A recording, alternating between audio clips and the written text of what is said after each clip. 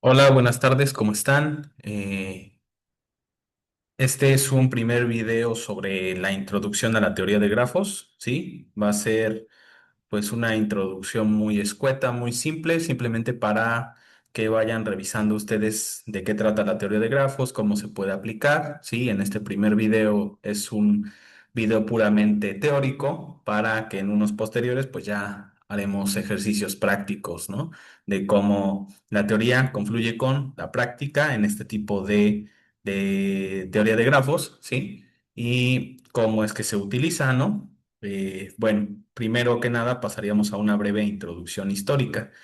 La teoría de grafos es una disciplina antigua con muchas aplicaciones modernas. Las ideas básicas fueron introducidas por el matemático suizo Leonhard Euler en el siglo XVIII aproximadamente, ¿sí? Euler utilizó los grafos para resolver el famoso problema de los puentes de Königsberg en su ciudad natal, ¿sí? Primero que nada tendremos que recordar, uno, que las matemáticas que se utilizaban en el siglo XVIII no pasaban de la aritmética, un poco de álgebra, geometría, trigonometría, ¿sí? Esto de grafos, pues realmente se empezó a constituir ya más adelante en el siglo XIX, siglo XX, ¿sí? Entonces, esas eran las cuatro ramas de las matemáticas que se utilizaban más comúnmente, ¿ok? Y también en este siglo, de la mano de Leibniz y de Newton, comenzaba también a, pues, estudiarse lo que viene siendo el cálculo diferencial, ¿no? No sé si se acuerdan de sus clases de cálculo diferencial, que fue en este siglo cuando se empiezan a estudiar, ¿ok? Bueno, entonces, como tal, este problema nace de una carta que un matemático italiano le manda a Euler sobre la resolución de este problema, ¿sí? Entonces, para Euler no era un problema matemático per se, ¿sí? Sino que nada más se resolvía a partir de puro razonamiento lógico. ¿Por qué? Porque dentro de este tipo de problemas de los puentes de Königsberg no se utilizaba ni álgebra, ni aritmética, ni ningún otro tipo de medición geométrica o trigonométrica. Simplemente él pensaba que se podía resolver a partir de del razonamiento, ¿sí? De la lógica. ¿Ok? Este matemático italiano se enteró que Euler era el único que en ese pueblo que sabía o que había hecho este tipo de problemas, ¿no? Entonces le pidió por favor que le prestara su demostración o que publicara su demostración, lo cual le pareció a Euler un problema muy, muy banal, ¿no? Pero principalmente porque no se descubría todavía, ¿no? A lo que hacían referencia sobre este problema es que era un problema de geometría de la posición, pero pues no sabían realmente a qué se refería Leibniz con este tipo de disciplina y Euler tampoco lo sabía. Sin embargo, a petición de este matemático, publica su respuesta en un artículo con la demostración.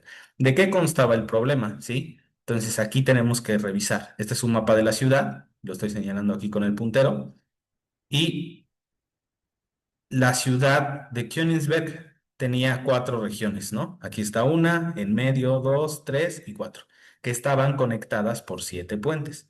El problema planteaba aquí la posibilidad o no de cruzar por todos los puentes exactamente una vez, ¿sí? O sea, no podía repetir el puente y regresar al mismo punto. Es decir, si yo estaba acá, tenía que pasar por aquí, por aquí, por aquí, por aquí, por aquí, por aquí, ¿sí? Pero no podía pasar el mismo puente más de una vez, ¿sí?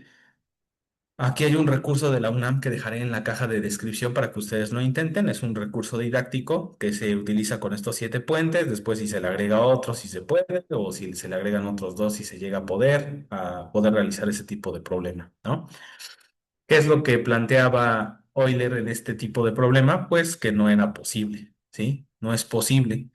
No es posible si yo parto de un punto, ¿sí? Cruzar por todos los puentes una sola vez y regresar al mismo punto. A fuerza tienes que pasar más de una vez, por mínimo uno de los puentes. No se podía resolver en ese sentido, ¿ok?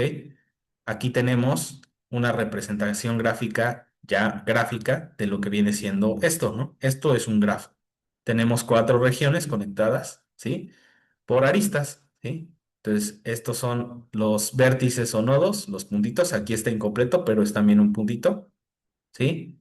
Que conectan, ¿sí? Con los siete puentes. Entonces, si nosotros vamos para acá, para acá, para acá, para acá, para acá, ya no podríamos, ¿no? Entonces, es un problema que no tiene solución en ese sentido. Necesitarías a fuerza, pues pasar más de una vez por un puente, ¿sí?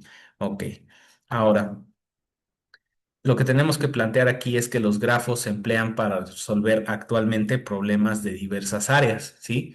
Pueden utilizarse, por ejemplo, para determinar si se puede o no implementar un circuito sobre una placa de una sola capa, para diferenciar dos compuestos químicos que tengan la misma forma molecular, pero que al mismo tiempo tengan una estructura distinta, para estudiar también las estructuras de redes de Internet e incluso para trabajos de ecología, ¿sí? De taxonomías o también de comportamiento. Incluso es muy utilizado actualmente en nuestra vida cotidiana, pero no nos damos cuenta, ¿no? Por ejemplo, la teoría de grafos se puede construir o se puede utilizar más bien para bueno, la utilizamos en nuestro día a día, en nuestro mapita ese que tenemos del Metrobús de Puebla o de Guadalajara o el metro de la Ciudad de México, donde las estaciones del metro son nuestros vértices o nodos y las líneas que conectan de uno a otro, pues son las aristas, ¿no? Ok, bueno, para dar un ejemplo más concreto, podemos hacer el modelo de un grafo para representar también relaciones entre personas de nuestro círculo cercano, ¿no? Cada persona representará un vértice y una arista no dirigida que conecte a las personas que se conocen, ¿no? Entonces, nosotros aquí podemos observar a continuación nuestro siguiente grafo, ¿sí? Esto ya como tal es un grafo. Los puntitos de acá son los vértices o nodos y las aristas son las líneas que conectan con cada uno de los vértices, ¿ok? Entonces, por ejemplo, Juan conoce a María, a Jorge, a Carlos y a Mónica. A su vez, María conoce a Juan, a Jorge, y a Roberta, ¿no? Pero no conoce a Mónica. Jorge conoce a Juan, a María, a Roberta, pero tampoco conoce a Mónica, ¿sale? Entonces, si están conectados directamente, en este caso específico, pues significa que se conocen. Si no están conectados, pues no se conocen. Jorge y Mónica no se conocen, Jorge y Carlos no se conocen, Jorge y Natalia no se conocen. A pesar de que, por ejemplo, diríamos aquí que tienen amigos en común, ¿no? Esto es un grafo, ¿ok? A continuación lo veremos de una manera más específica y un poquito más detallada, ¿ok? Bueno. Entonces, la teoría de grafos es una rama de las matemáticas, específicamente de las matemáticas discretas y de las ciencias de la computación, que estudia las propiedades de los grafos, las cuales son estructuras que modelan relaciones, objetos. Entonces, se van a modelar relaciones entre objetos a partir de un gráfico, ¿sí? Ahora bien, un grafo G, así se le define al grafo, tiene un par B, E. ¿Qué es B, E? Aquí se anota abajo, siendo B un conjunto de vértices o nodos y E un conjunto de aristas o arcos que son pares de vértices que representan conexiones. ¿Sí? Ahorita vamos a ver cuál es la diferencia entre una arista y un arco. No son lo mismo. Bueno, tenemos aquí ya definiciones básicas un poquito más, pues en tono hacia la notación matemática, ¿no? Entonces, como ya lo decíamos anteriormente, un grafo G está formado por un par BG, EG. ¿Qué es BG? Aquí lo dice. Es un conjunto finito, es decir, el conjunto de vértices de G. ¿Y qué será EG? EG es un conjunto de pares no ordenados de vértices distintos de G que se le da el nombre de aristas y se denotan por IJ o I, J. ¿Ok? La notación puede darse de la siguiente manera. N igual a NG es igual a BG. ¿Qué es esto? Número de vértices. Y por el otro lado, M igual a M sub G, que es igual a eje. ¿Qué significa esto? Número de aristas. También puede colocarse de la siguiente manera. ¿Sí? Número de vértices, número de aristas. Aquí tenemos una nota. Si un grafo solo tiene un vértice, se dice que es un grafo trivial. ¿Por qué? Pues no tiene vecindarios ni adyacencias, ¿no? Nada más está así, una bolita sola. Entonces, un grafo trivial. Ahora, aquí tenemos un ejemplo de un grafo, ¿sí? Con vértices y aristas y de este lado tenemos la notación matemática de la representación tanto de las vértices como de las aristas, ¿ok? Entonces, si nosotros vemos vértices de G, del grafo G, que es todo, tenemos del 1 al 7 y son las bolitas que están aquí o los nodos. 1, 2, 3, 4, 5, 6, 7, distribuidos de distinta manera. y eje siendo las aristas de G. Y aquí vemos que están conectados, uno con 2, 2 con 4, 2 con 7, ¿sí? 3 con 5, 3 con 6, etcétera, etcétera, ¿sí? Entonces, n, como lo vimos anteriormente, que es el número de vértices, será 7 vértices. Y m es el número de aristas, que son las conexiones que se encuentran aquí. Ahora, si nos damos cuenta, uno conecta con 2, pero ¿por qué aquí no ponemos que 2 conecta con uno? No se puede porque son pares no ordenados, ¿sí? ¿Sí? No sabemos si va para acá o para allá o al mismo tiempo, etcétera. Entonces, pues nada más ponemos uno, 2, 5, 3. No repetimos, ¿sí? ¿Por qué? Porque no sabemos si es un multigrafo, que ya veremos más adelante qué significa. Ok, bueno, en ese caso, solo cuando colocamos la relación I, J, ¿sí? 1,2, 2,4, ¿sí? No al revés, ¿no? Listo. Bueno. Ahora, aquí ya cambia un poco, ¿no? Tenemos un digrafo o un grafo dirigido cuando las aristas están dadas por un conjunto de pares ordenados de vértices. Ahora sí ya están ordenados.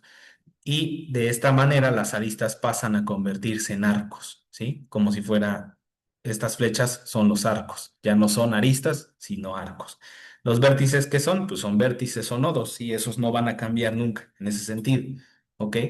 Bueno, este caso también tenemos que es prácticamente similar al anterior, con vértices del grafo G, que son 7 vértices, 7 nodos, pero aquí ya va a cambiar un poco porque los arcos ya son dirigidos. Aquí, ¿qué quiere decir? Que 2 va hacia uno, ¿sí? 2 va hacia uno. Es como si nosotros quisiéramos hacer de una carretera, ¿no? Una carretera que va en este sentido, entonces va de aquí hacia allá. No podemos ir hacia allá, ¿no? Del otro lado, o al contrario. Por eso está aquí 2,1 y no aparece ahora como en la vez pasada 1,2. ¿Dónde más podemos observar cambios? Aquí, ¿no? 5,3, tenemos 5,3 y tenemos 3,5. ¿Qué quiere decir esto? Que tanto va de este lado como del otro lado. Es como si en una calle pudiéramos ver estos grafos que van en doble sentido, ¿no? Como van en doble sentido, pues ya es más fácil decir 3,5 y 5,3. Bueno, entonces, en ese sentido, un dígrafo es un grafo que está dirigido, es decir, que sus aristas pasan a convertirse a arcos. Bueno, tenemos otras definiciones básicas, ¿no? Por ejemplo, decimos que G es un multigrafo si se permite que entre un mismo par de vértices se trace más de una arista. ¿Qué quiere decir eso? Que el grafo que teníamos anteriormente era, además de ser un dígrafo, ¿sí? Porque es un grafo dirigido, también sería un multigrafo, ¿ok? Entonces, se permite un mismo par de vértices, se trace más de una arista. En el grafo que tenemos de este lado, podemos decir que es un grafo o un multigrafo. ¿No? ¿Por qué? Porque va, por ejemplo, si este fuera un vértice uno, va hacia el vértice 2 y del vértice 2 regresa al vértice uno. Y así, si este fuera el 5 y este el 3, como la vez pasada, va hacia acá y va hacia acá, ¿no? Entonces, estos son multigrafos. Ahora, ¿cuándo podemos decir que es un pseudografo? Si se permiten aristas del tipo B, B, es decir, bucles o loops. ¿Qué quiere decir un bucle o un loop? Que va de B a B. Por ejemplo, si este vértice de acá fuera uno, nuestra notación tendría que ser 1,1. O sea, es un bucle. Si este fuera 5, sería 5,5. Si este fuera 8, 7, no sé, 7,7, ¿no? Entonces, al tener ya un bucle o un loop, este grafo se convierte en un pseudografo, ¿sí? Cuando existe la presencia de loops o de bucles. Ahora tenemos dos definiciones que son muy importantes en la teoría de grafos. Primero, la de adyacencia y después la de vecindario. Un vértice B es adyacente a otro vértice W en G si B, W pertenecen a eje o a las aristas de G. Por tanto, decimos que B y W son los extremos de la arista. Entonces, en este caso, ¿cuáles son adyacentes? Uno y 2 son adyacentes, por eso sería 1,2. ¿Ok? Esa es la adyacencia. ¿Sí? 5 con 3, 3 con 6, 6 con 5 o 5 con 6, 6 con 7, etcétera, etcétera. ¿No? Esas son las adyacencias, donde están los polos, por así decirlo, de las aristas, un extremo de un lado y un extremo del otro lado, ¿no? Ahora, ¿qué es un vecindario? Un vecindario de un vértice B en un grafo G es el conjunto de NGB. ¿Qué significa esto? Los vecindarios de G. ¿Sí? ¿Por qué se pone este sub G? Se pone precisamente para denotar que son los vecindarios de este grafo G. ¿Sí? Si ¿para qué? Por si hay la necesidad de poner NHB, que sería del grafo H, del grafo Y, del grafo X, Y, etcétera, etcétera. Pero eso es la notación del grafo G. Vecindarios del grafo G en B. Consiste de todos los vértices adyacentes a ese mismo B. Por ejemplo, aquí tenemos tres, ¿sí? Este es nuestro vértice. Nosotros lo pondríamos de la siguiente manera. Voy a tratar de ponerlo. En este caso no es necesario poner G, pero lo voy a poner porque ya sabemos que es el grafo de G. Y supongamos que vamos a poner cuáles son los vecindarios. Supongamos que esto era G, perdón. Voy a anotarlo un poquito más bonito. Bueno, voy a anotarlo en texto mejor. Supongamos que tenemos G, N sub G de B. Por ejemplo, 3. Entonces, ¿quiénes serán sus vecinos? Son todos los vértices adyacentes a B. Este es B, ¿no? Sustituimos B por el vértice 3. Sus vecindarios serían entonces sus vecinos del vértice 5 y el vértice 6. ¿Sí? ¿Se entiende? Eso significa un vecindario, ¿sí? Que está aquí anotado, ¿sí? Un vecindario abierto. Por cierto, porque hay dos tipos de vecindarios. Están los vecindarios abiertos y están los vecindarios cerrados. En este caso es un vecindario abierto porque simplemente estamos ocupando todos los vértices adyacentes a nuestro vértice en cuestión, a nuestro vértice B. ¿Ok? Ahora, un vecindario cerrado de B es NGB, pero ahora entre corchetes el B, igual a NGB, incluyendo, ¿sí? Unión V. ¿Qué quiere decir eso? Que incluye al mismo, ¿sí? Va a incluir al mismo, como aparece acá. Entonces aquí si te das cuenta, ya está el vértice 3, sus vecinos, y es un vecindario abierto que está con N3. Por eso está entre paréntesis. Si nosotros dijéramos un vecindario cerrado de G, en este caso ponemos 1, ¿sí? ¿Cuál es el vecindario cerrado en este caso de 1? Pues será 1,2, ¿no? ¿Por qué 1? Porque cuando es cerrado incluye al B mismo, o sea, al vértice mismo. Esto es un vecindario cerrado y esto es un vecindario abierto. ¿Ok? Bueno, espero que haya quedado claro en ese sentido. Si no, pues puedes en la cajita de comentarios poner tu aportación o tu duda. ¿Sale? Bueno, ahora tenemos otras definiciones básicas también. Por ejemplo, el grado de un vértice B en G es la cardinalidad del conjunto NGB o de los vecindarios y se escribe DG con grados del grafo G de B, ¿no? Si no hay ambigüedad, simplemente utilizamos DB, ¿sí? Por ejemplo, si nada más estamos ocupando un grafo, ¿sí? No es necesario D sub G o D sub F o D sub H, simplemente utilizamos DB. Ahora, dado un grafo G, notamos que delta G será el grado mínimo. ¿Sí? De todo el grafo, ¿no? ¿Cuál es el grado, el vértice que tiene el grado mínimo? Y este triangulito que es diferencia de G será el grado máximo entre los vértices de G. Ahora, por ejemplo, vamos a ver cuál es el grado del vértice 2, ¿sí? Grado de B, o sea, ahí sustituimos el vértice de nuestra elección, 2, el 6, etcétera. En este caso nos tocó el 2. Entonces estamos aquí el 2. ¿El 2 con quién? ¿Cuáles son las adyacencias, no? Entonces, 1 con 7 y con 4. O sea, tiene grado 3. ¿Quién será el grafo? Sí, perdón, el vértice. ¿Quién es el vértice del grafo G con grado mínimo? Pues es el 1, ¿no? ¿Por qué? Pues nada más conecta con el 2. ¿Sí? De 1 hacia 2. Entonces, nada más tiene grado 1. Ahora, ¿quién es el vértice del grafo G con grado máximo. Será el número 4. 4, aquí está. Porque conecta con el 2, con el 6, con el 7 y con el 5.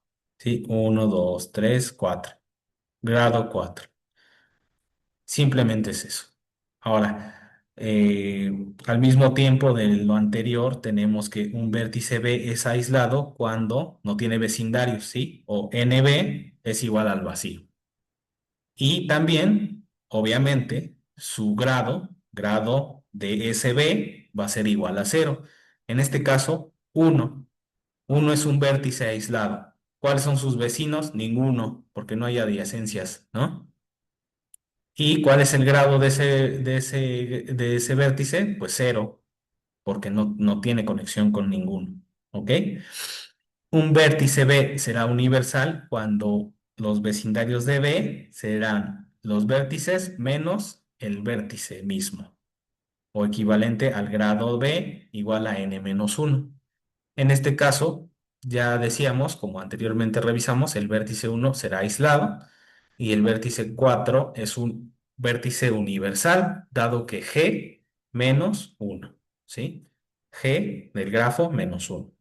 Ok.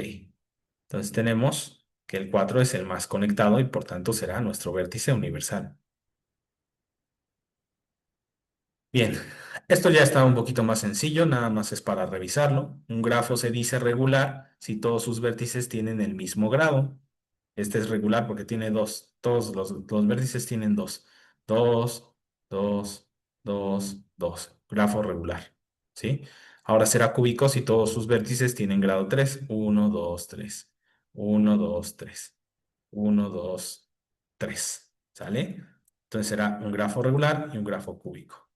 Este es un teorema de lo anterior principalmente. Es una demostración por inducción matemática de un grafo regular, ¿sí? Esto no lo veremos ahorita, sino podemos verlo en otro video porque va a ser un poquito extenso de explicar. Bueno, también tenemos un subgrafo, ¿sale?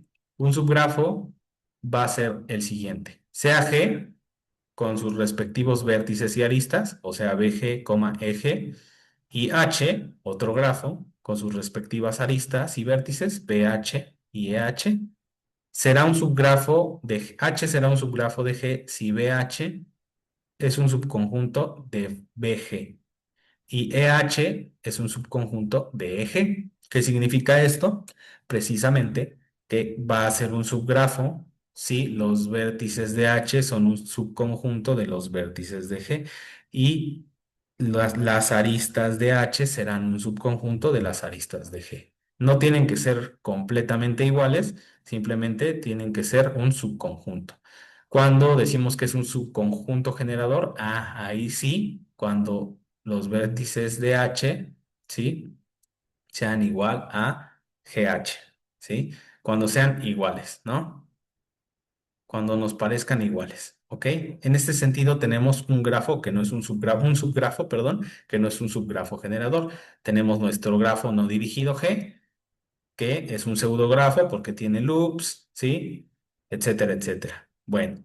Entonces, no dirigido porque no tiene arcos, ¿sí? Ok, bueno, tenemos ya nuestro grafo y H1 es un subgrafo de G. ¿Por qué? Porque tenemos un vértice 3, 2, 5 que tienen las mismas conexiones con las aristas y tenemos aquí B4 aislado que no está conectando con B2 ni con B3 ni con B5, pero a pesar de que no está conectando, pues es prácticamente un subconjunto, ¿no? Porque tiene estos vértices y aristas parecidas. En ese sentido, BH1 es un subconjunto de BG, ¿sí? De esto. Y EH1, ¿sí? Las aristas son un subconjunto de eje, ¿ok? Entonces, esto es un subgrafo. Ahora, eh, siguiendo la lógica de esto, tenemos lo siguiente. Sea G igual a B, E, podemos decir que es un subgrafo generado o inducido a partir de los vértices, o podemos tener que es un subgrafo generado o inducido a partir de las aristas, ¿sí? Ok, entonces, dado B', subconjunto de B, B' diferente del vacío, se llamará subgrafo generado o inducido por B'. o sea, por los vértices, al subgrafo maximal de G, cuyo conjunto de vértices es B' y se nota como G, y entre corchetes B'. ¿Ok? ¿Cómo lo vemos? Lo podemos revisar en esta parte de acá, ¿no? Entonces tenemos un grafo no dirigido de G. Aquí tenemos, es un pseudografo, tiene un loop y aquí imaginemos que no están construidas nuestras aristas, sino que simplemente nos dieron B', ¿no? Lo que nos plantea el problema es, sea B' el vértice 1, 3, 4 y 6. Entonces nada más imaginemos que tenemos los vértices 1, 3, 4 y 6. ¿Qué es lo que nosotros tenemos que hacer? Pues completar, ¿no? Con las aristas como están conectadas aquí. Esto es un subgrafo generado o inducido a partir de los vértices. ¿Qué va a pasar con lo otro? Pues sería a partir de las aristas, ¿no?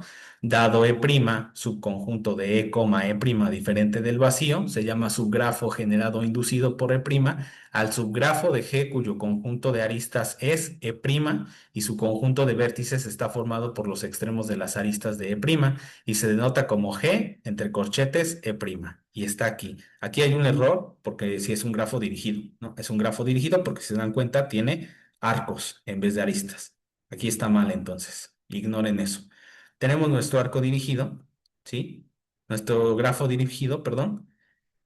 Y el problema nos plantea E' y nos va a dar los arcos. En este caso, 1,5 y tendríamos que copiar la flechita como está, 1,5.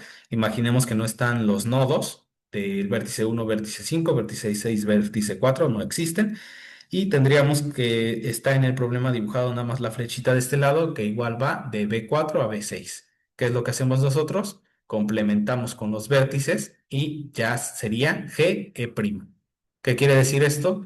Que es un subgrafo generado e inducido, pero a partir de las aristas, o en este caso, de los arcos, ¿no? Simplemente eso es a lo que se refiere. Bueno. También tenemos otro concepto, ya vamos a acabar casi, sobre qué es un camino, ¿no?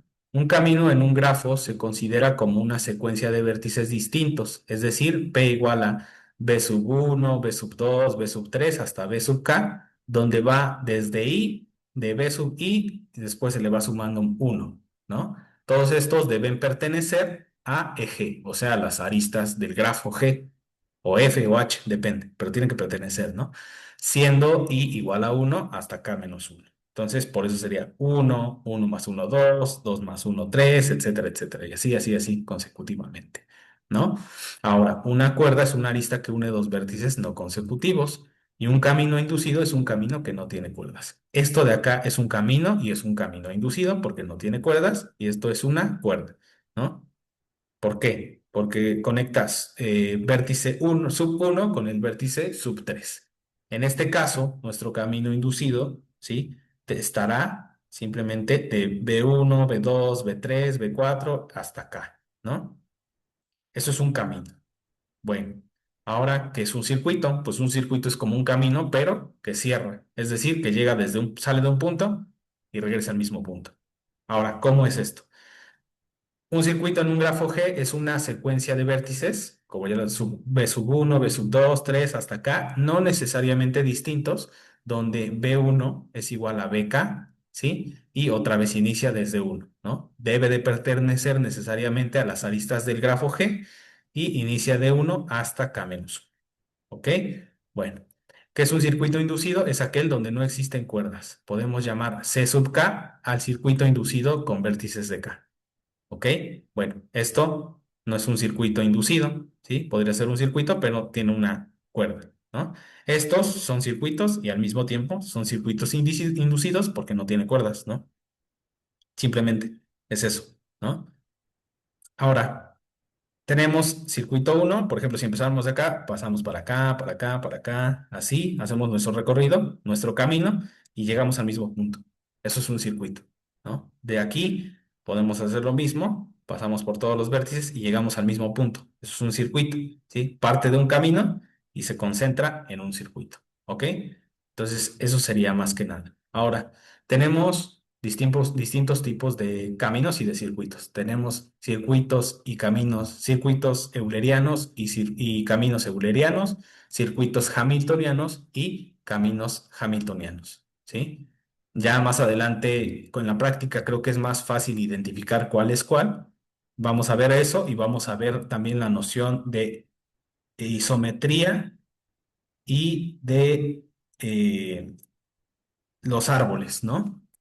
Bueno, entonces hasta ahí nos quedamos, ¿sí? En el próximo video veremos ya más aplicaciones básicas, ¿sí? Porque esto nada más fue lo principal, eh, algunas definiciones básicas que tendremos que revisar, tendremos que saber antes de hacer ya una aplicación como tal, porque posteriormente esto nos va a ayudar a realizar algoritmos, ¿sí? También tendríamos que revisar hasta cierto punto la definición de un algoritmo, que es una secuencia de pasos para llegar a un fin, etcétera, etcétera. Hay algoritmos muy interesantes, ¿no? Tenemos algoritmos de búsqueda en profundidad, algoritmos de búsqueda en anchura, ¿no? De los caminos más cortos, que son los más comunes, como el algoritmo de Dijkstra, ¿sí? El de Bellman-Ford, Floyd-Warshall, etcétera, etcétera, ¿no? Tenemos de flujo también, de flujo máximo, como el Ford Fulkerson, el Edmonds-Karr, ¿no? Los algoritmos de árboles también son muy interesantes, ¿sí? Porque encuentran un subgrafo que conecta todos los vértices con el menor peso total, ¿no? En un grafo ponderado conexo. Entonces tenemos los algoritmos de Kruskal y de Prim, ¿no? Que son los más básicos que llegamos a revisar en teoría de grafos.